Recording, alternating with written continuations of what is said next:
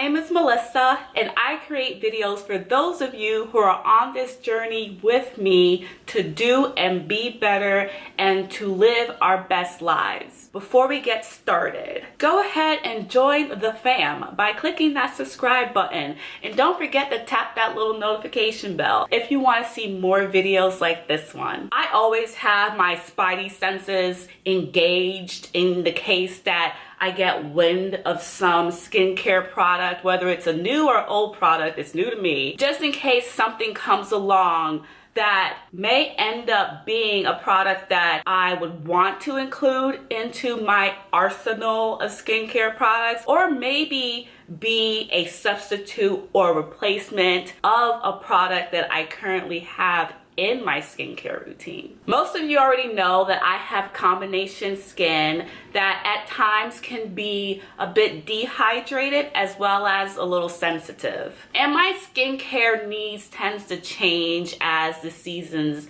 change throughout the year. And one of the things that I end up switching out depending on the time of the year is the moisturizer that I use. So in the fall of last year was when I became really intrigued by the moisturizer that Youth to the People have, specifically their Adaptogen Deep Moisture Cream. And I ended up going ahead and purchasing it during the fall VIB sale that Sephora had in 2018. So I've been using this moisturizer for a while now, and I'm finally getting around to filming a video to share my experience with you guys.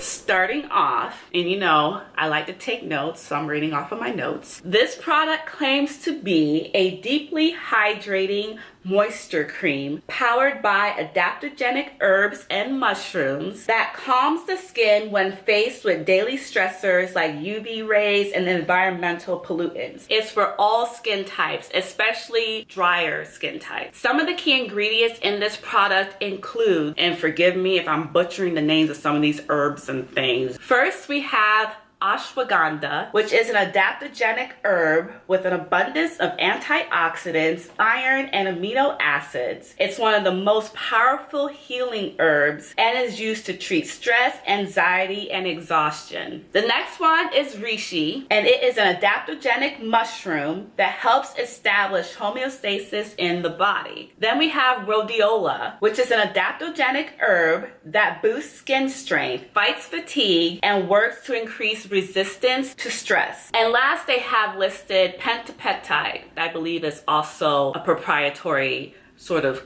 combo that they make. And it is a peptide complex that calms the stress reaction in sensitive and irritated skin. So some noteworthy FYIs about the product: it is 100% vegan. There is no animal testing. It is non-comedogenic. It is a clean skincare product. And guess what, y'all? There is no added fragrance. Pesky little ingredient listed as fragrance on the ingredient list of a lot of our skincare and beauty products. You know, the one that we don't want? Yeah, it's not there. And it's made with recyclable packaging. And y'all know I love my skincare products coming in glass packaging because I'd rather it not interact with plastic. And I'm glad that a lot of those common skincare ingredients that I would prefer not to have in my skincare products, or at the very least limit the amount of that's in my skincare products, I'm glad that those weren't included in this formulation. Now this 2 fluid ounce bottle, which is 60 ml, costs $58. By the way, folks, if you find the information that I'm sharing in this video helpful,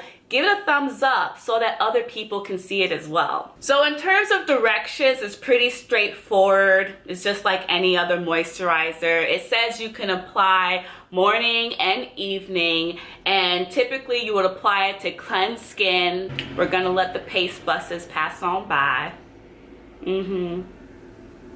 Thank you. So you usually apply it to your cleansed skin after you've applied your oil and serum. That's what the direction says. Usually I will apply my moisturizer. In general, I'll apply it after I've applied my serums. The way I differ from the actual instructions is I tend to combine typically my facial oil with my moisturizer and apply them both at the same time. Sometimes if I'm feeling, you know, extra, like maybe I got an extra minute or so, I'll apply the oil first and I'll finish off with the moisturizer. Or I'll just forgo the oil altogether and just apply the moisturizer. But I wanted to give you a heads up that I don't personally think that you have to, like, you literally have to apply the oil first, then the moisturizer. I think you can get away with combining them, you know, in general.